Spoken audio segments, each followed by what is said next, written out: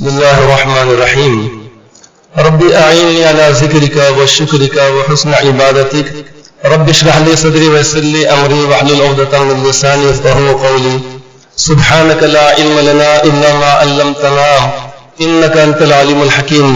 الحمد لله وكفى وسلام على عباده الذين اصطفى. ما بعد، فأعوذ بالله من الشيطان الرجيم. بسم الله الرحمن الرحيم. إنا أنزلناه في ليلة القدر. صدق الله العظيم. وقال النبي صلى الله تعالى عليه وآله وسلم إن لكل قوم عيدا وهذا عيدنا، أو كما قال عليه الصلاة والسلام.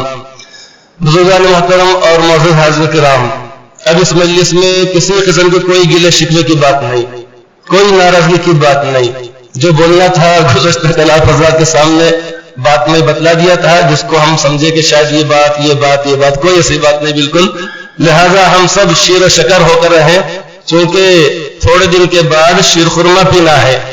تو شیر کے معنی آتے ہیں دودھ کے معنی آتے ہیں، اور خورما کے معنی آتے ہیں کھجور کے معنی آتے ہیں. اب یہ شیر ادھر میٹھا ادھر خورما یعنی کھجور میٹھا، اور اس کے اندر بیچ میں آ جاتی ہے شکر آ جاتی ہے، انتہائی مٹھاس اس کے اندر ہو جاتی ہے. لہذا اس مٹھاس کو کوئی الگ دونوں سے کر نہیں سکتا ہے. جب ایک دوسرے میں جب وہ مل جاتے ہیں تو اسی طریقے سے ساری امت مسلمہ کو، امت محمدیہ کو شیر و شکر ہو جانا چاہیے، نہ کہ شیر و شکر ہونا چاہیے. شیر و شکر کا اندر شکر بولتے ہیں، اونٹ کو بولتے ہیں.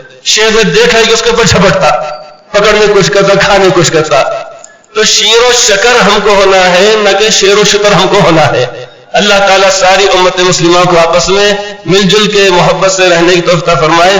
محترم بزرگ دوستو، اللہ تبارک و تعالیٰ نے یہ بابرکت رات ہم کو عطا فرمائی ہے، اور یہ بابرکت رات کے اندر اللہ تبارک و تعالیٰ کی خصوصی رحمت کا نزول ہوتا ہے.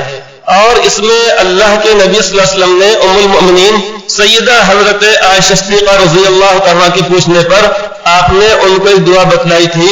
اس دعا کو پڑھا دیا جاتا ہے تاکہ ہمارا عمل اس کے مطابق ہو.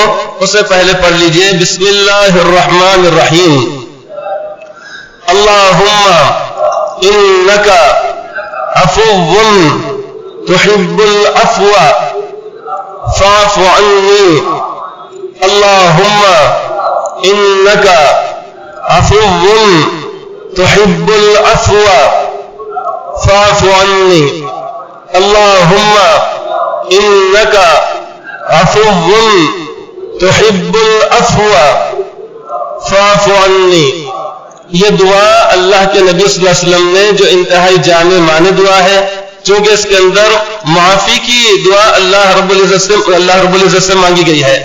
تو اللہ تبارک تعالیٰ جب اپنے بندے کو معاف فرما دیتے ہیں تو سارے مسائل اس کے حل ہو جاتے ہیں دنیا اور آخرت کے. یہ رات اللہ کا عطا فرمائی ہے. اس رات میں اللہ تعالیٰ کی خصوصی رحمت اپنے سارے ہی بندوں کے اوپر نازل ہوتی ہے. چند ایام جو رہ گئے ہیں ان ایام کے اندر ہم نے اللہ تبارک تعالیٰ کی یاد، اللہ کا ذکر ہم نے کرنا چاہیے. اسی طریقے روزوں کو اپنے خراب ہونے سے محفوظ رکھنا چاہیے.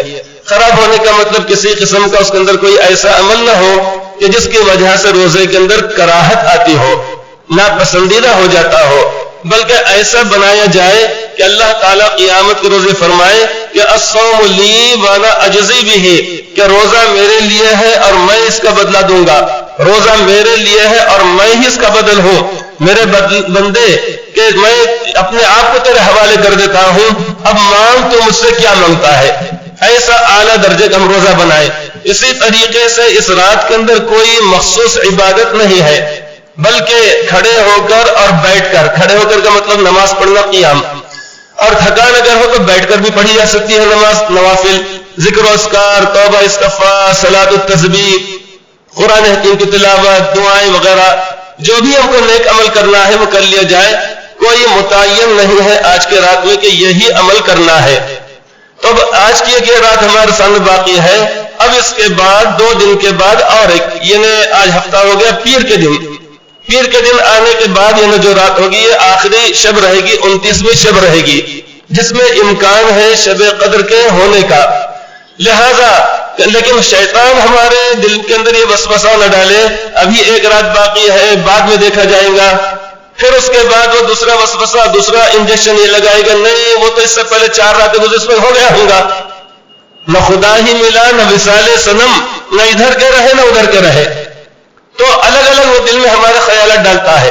پہلی رات جب آتی ہے شب قدر جس میں امکان ہے، اس کہتا ہے 23 25 27 29 بہت باقی ہے نا، چلو سو جاؤ اوڑھ لپیٹ کے، کمبل اوڑھ کے سو جاؤ، ایسے چالو کر دو، سردی تو کمبل اوڑھ کے سو جاؤ. اب ہم سوچتے چلو بھائی ٹھیک ہے 21 میں جانے تو چھوڑ دو، 23 میں دیکھیں گے.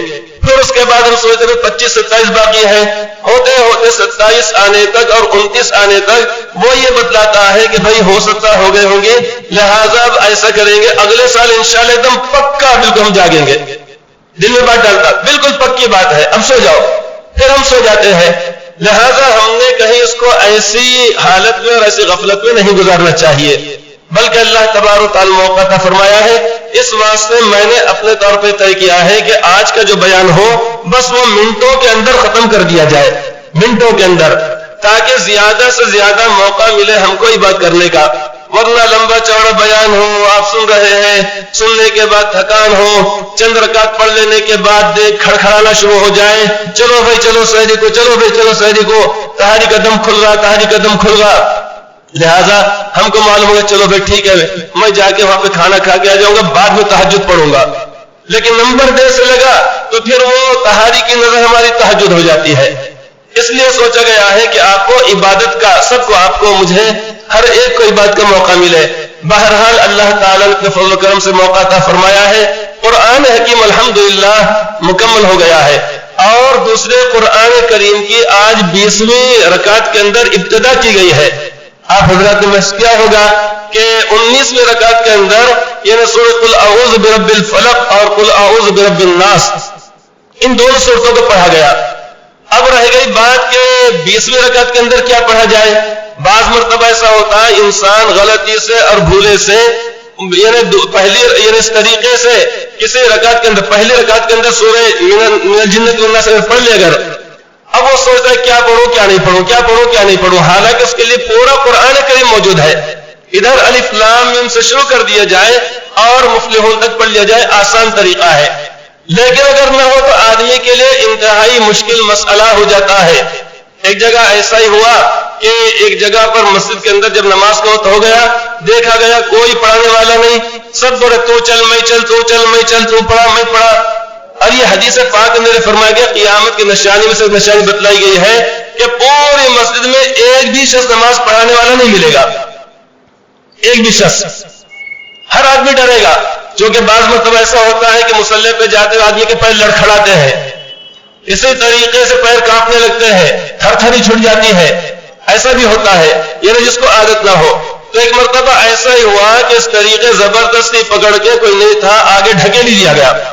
اب وہ بیچارہ پہلے بول رہے کو نہیں آتا نہیں آتا نہیں آتا نہیں آتا، پکڑ لیا گیا، اس کو ڈھکیل دیا گیا.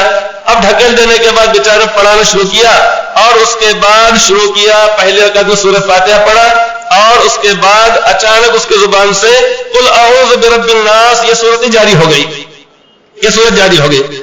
اب جب یہ صورت جاری ہو گئی، اب سجدے جانے کے بعد انہیں سوچ رہا اب کیا کروں میں، بڑا بڑا مسئلہ ہو گیا. اب قرآن کریم تو یہاں مکمل ہو گیا، اب کروں تو کیا کروں، کروں تو کیا کروں، کروں تو کیا کروں. لہذا وہ خاموشی سے اٹھ کے نکل کے بھاگ گیا، چلا گیا. وہ اب چلا گیا. اب جانے کے بعد سارے مصلی بول رہے بھائی کیا بات ہے کیا نہیں، کیا بات ہے کیا نہیں، کہیں اللہ کو پیارا تو نہیں ہوگا یہ بندہ. سجدے کی حالت میں ہلو سے اسے اٹھ کے دیکھا، ارے نہیں امام بھاگے بھاگے بھاگے میں سب بھاگے بھاگے بھاگے دیکھے تو کیا ہے، کوئی یہاں پہ موجود نہیں، امام سب جگہ خالی پڑی ہوئی ہے. اب اس کے بعد ہوا یہ، جب اس کو پکڑا گیا بلایا گیا تو اس نے کہا میں پہلے بولا تھا ہمیں کہا تھا نماز پڑھانا، کیوں ڈھکیلے تم لوگوں نے، میرا قصور ہے تمہارا قصور ہے. اب بتاؤ جب میں نے من الجنۃ والناس قل اعوذ بالناس جب میں نے پڑھ لیا، اب اس کے بعد قرآن کریم پڑھنے کے لیے میرے پاس گنجائش ہی باقی نہیں تھی.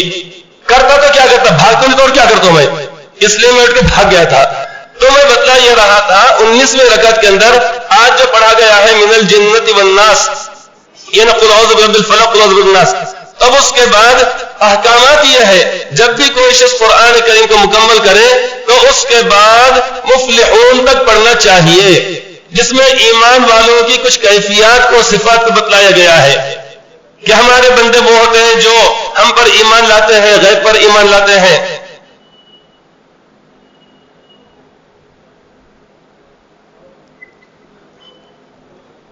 دیے میں سے خرچ کرتے ہیں، یہ فرمایا گیا، اور یہ لوگ متقی ہیں اور یہی لوگ پرہیزگار ہیں، اولئک علی ھدی من ربہم واولئک ھم المفلحون۔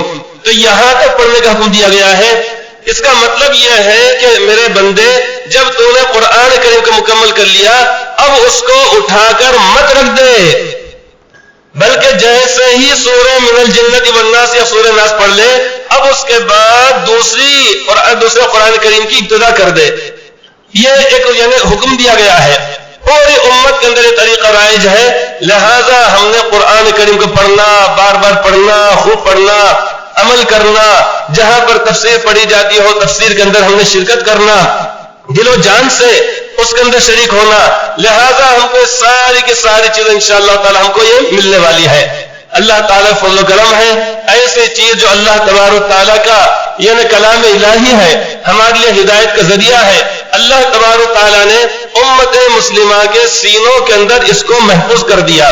کسی بھی اسلامی مملکت کو متعین نہیں کیا گیا کہ یہ امت اس کی حفاظت کرے گی، یہ کرے گی، یہ کرے گی، ایسا نہیں کیا گیا۔ چونکہ یعنی قوموں کو اور چونکہ حکومتوں کو زوال آتا ہے، آج ہے کل نہیں، پرسوں ہے تسوں نہیں، اس لیے اللہ تبارک تعالیٰ نے امت مسلمہ کے کچھ مخصوص افراد کے سینوں کو اللہ تعالیٰ منتخب کر دیا کہ یہ ہمارا کلام پاک اس سینے میں، اس سینے میں، اس سینے میں، یہاں تک کہ چھوٹا سا معصوم بچہ جو 8-10 سال کا بچہ ہوتا ہے، جس کے اوپر نماز فرض نہیں، روزہ فرض نہیں، اس کے اوپر یعنی اللہ تعالیٰ اپنے کلام پاک کو اتارتے ہیں، اتارنے سے مراد اس کے سینے محفوظ کر دیتے ہیں۔ جہاں بھی اگر کوئی غلطی کیا تو فوراً وہ ٹوک دیتا ہے، یعنی چھوٹے سے چھوٹا بچہ بتلاتا ہے کہ یہاں پر یہ چھوٹ رہا، یہاں پر یہ چھوٹ رہا، یہاں پر یہ چھوٹ رہا۔ بہرحال یہ ساری زندگی کا اور محنت کا اور ہمارے سارے کے سارے محنتوں کا حاصل یہ ہے کہ آخرت میں جب ہم جائیں اللہ تعالیٰ کی بارگاہ میں تو اس وقت ہم کو آخرت میں جنت کے دروازے کھلے ملے اور جنت کے ہر دروازے سے ہم کو پکارا بلایا جائے، ادھر سے آ جاؤ، ادھر سے آ جاؤ، ادھر سے آ جاؤ، ادھر سے آ جاؤ۔ یہ اکرام اور یہ اعزاز کی بات ہے، اس لیے نماز پڑھنا، اس لیے روزہ رکھنا، اس لیے زکوٰۃ دینا، اس لیے حج کرنا، صدقہ کرنا، قربانی کرنا، یہ سارے اعمال کے واسطے ہے، اسی واسطے ہے۔ آدمی کہیں پر بھی جاتا اگر ہے تو جانے سے پہلے دیکھتا ہے کہ مجھے وہاں پر کچھ سہولتیں بھی ہے یا نہیں ہے، ہوتا ہے نہیں ہوتا ہے۔ اگر ہم یہ بس سے جا رہے ہیں تو بس کتنے بجے پہنچے گی، جاتے وقت درمیان میں کتنے اسٹیشن ہم کو ملیں گے، ریل سے جا رہے ہیں تو وہاں پر ہمارے لیے درمیان میں کھانے پینے کا انتظام کیا ہے، فلاں جگہ پر ہم جا رہے ہیں تو وہاں پہ ہمارے قیام و طعام کا کیا انتظام ہے، اس لیے کہ توشہ جو لے کے جائیں گے راستے میں سارا ختم ہو جائے گا، لیکن اصل یہ ہے کہ وہاں پر جانے کے بعد وہ چیزیں ہم کو ملے۔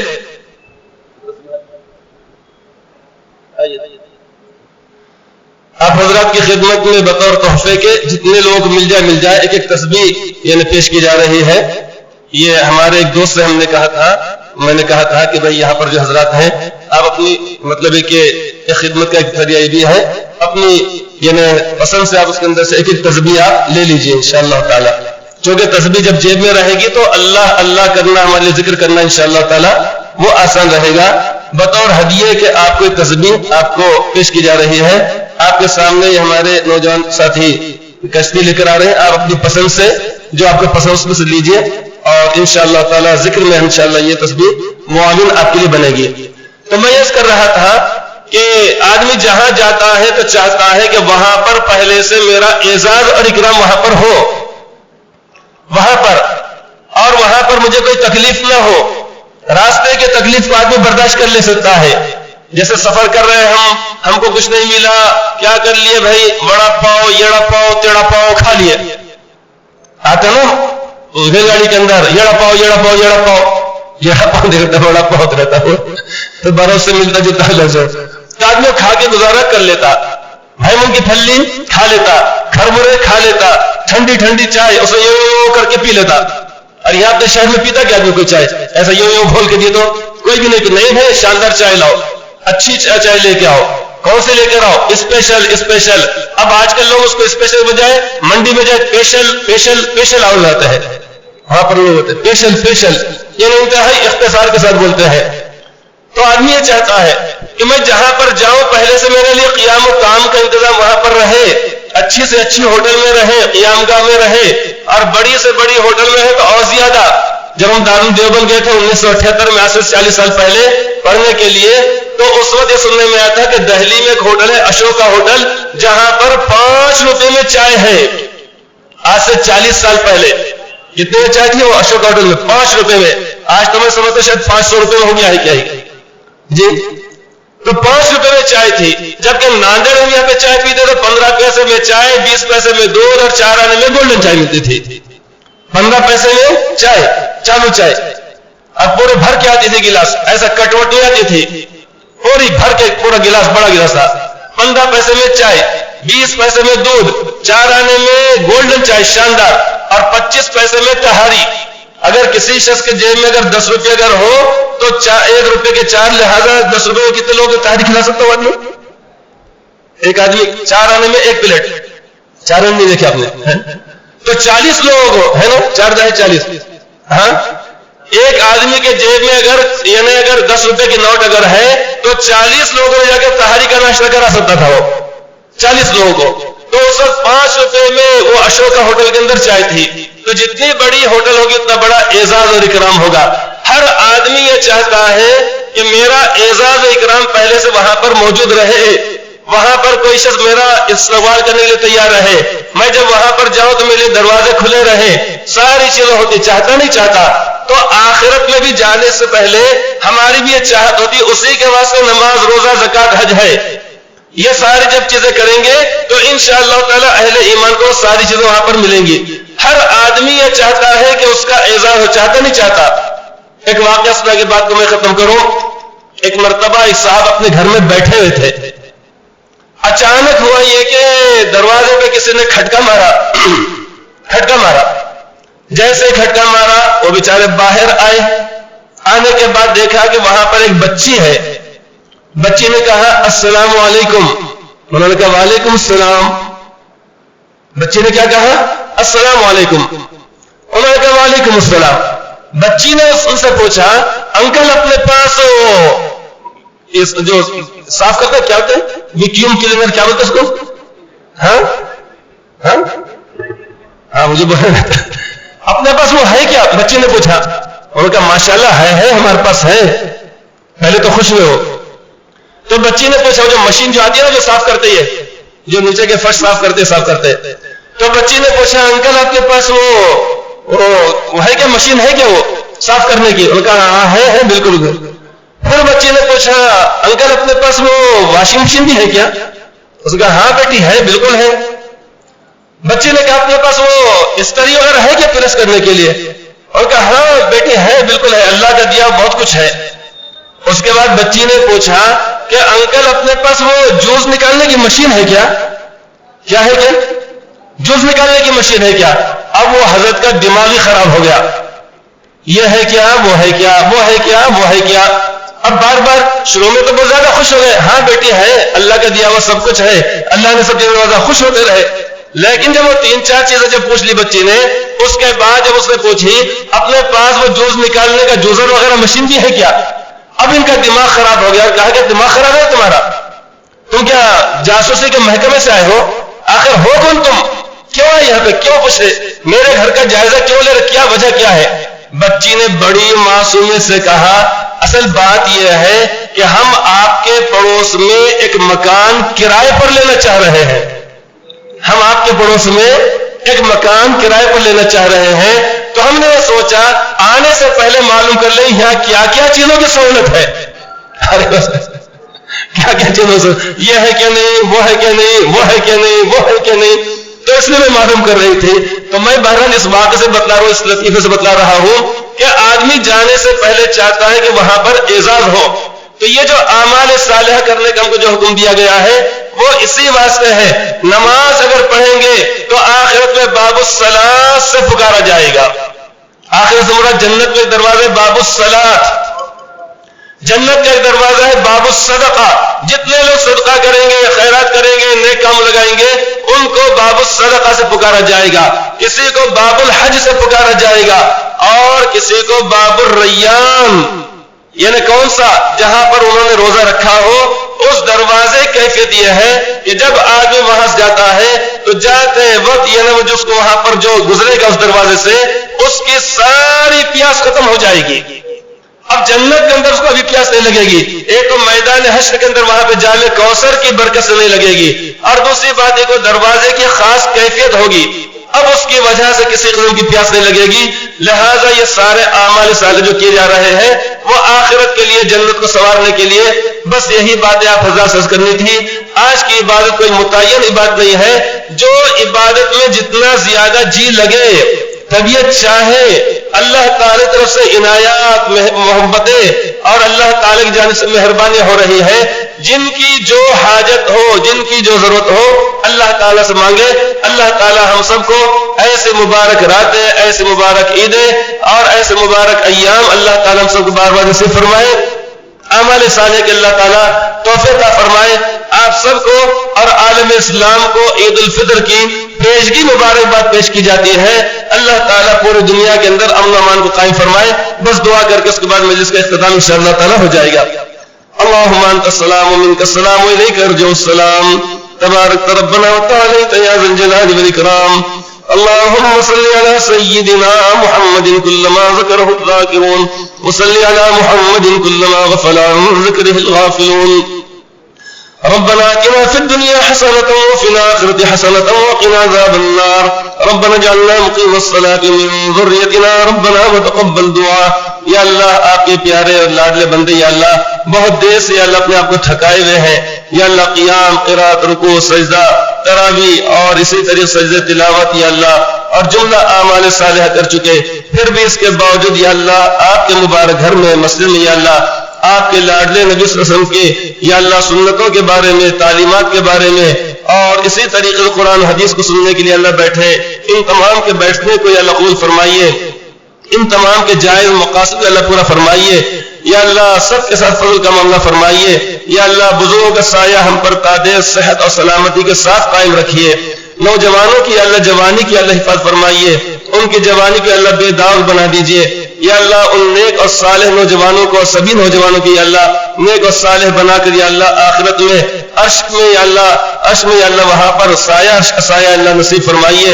یا اللہ ہم سب کو آپ کے نبی علیہ السلام کے یا اللہ دست مبارک سے ہم سب کو قیامت تک آنے والی ساری امت مسلمہ کو ہماری نسلوں کی یا اللہ آپ کے دست مبارک سے اللہ جامع کوثر اللہ تعالیٰ فرمائیے. یا اللہ قیامت کا روز جب وہاں پر ہو تو یا اللہ ہم سب کو ساری امت مسلمہ کی اللہ جنت کے ہر دروازے سے بلائے جائے, باب الریان سے بلائے جائے, باب الصدقہ سے بلائے جائے اور باب الصلاۃ سے اور باب الحج سے اور تمام دروازوں سے کہا جائے کہ ادھر سے آ جاؤ, ادھر سے آ جاؤ, ادھر سے آ جاؤ. یہ اعزاز و اکرام یا اللہ ہمارا ہو.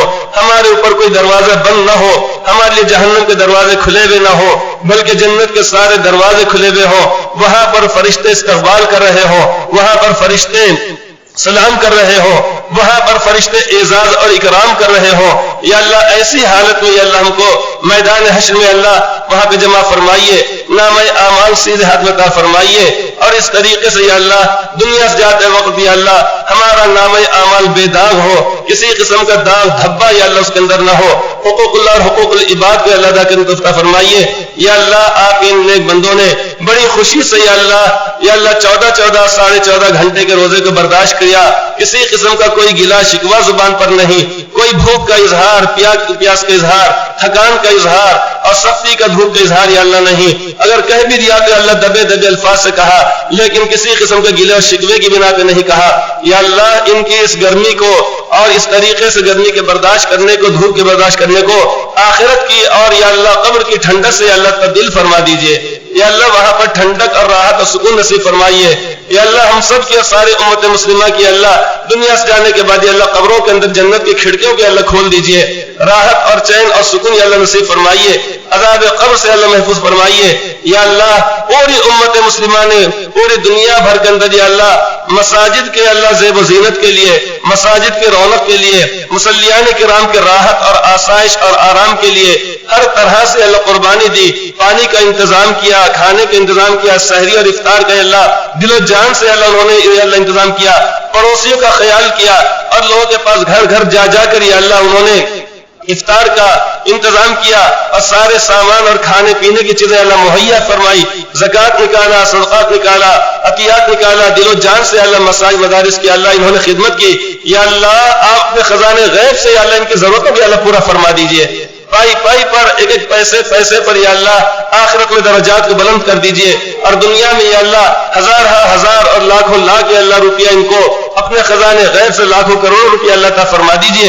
یا اللہ جن لوگوں نے اللہ دار محمدیہ بسمت نگر کی اللہ جو جس طریقے سے اللہ امداد کی ہے، چاہے انفرادی طور پہ ہو، اجتماعی طور پر ہو، اور اس طریقے سے جس طریقے سے کی ہو، یا اللہ ان کو بھی اور سب کو یا اللہ نواز دیجئے، سب کی عمروں میں برکت نصیب فرمائیے، سب کو صحت عطا فرمائیے، سب کے ساتھ خیر کا، فضل کا، کرم کا اللہ معاملہ فرمائیے، اور سب کی خدمات کو، جملہ خدمات کو اللہ قبول فرما لیجئے.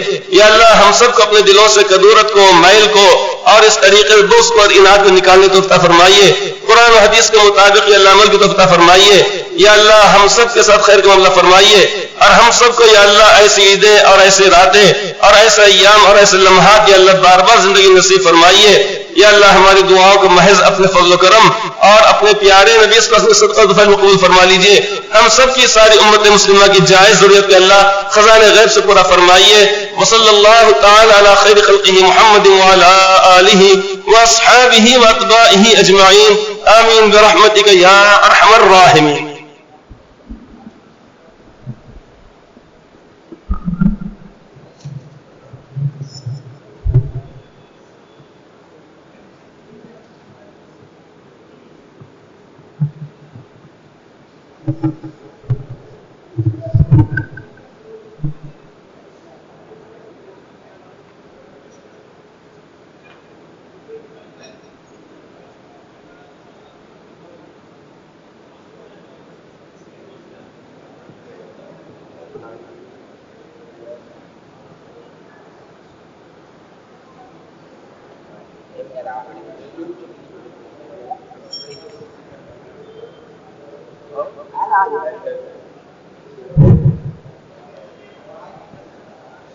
Juga main jalur, cek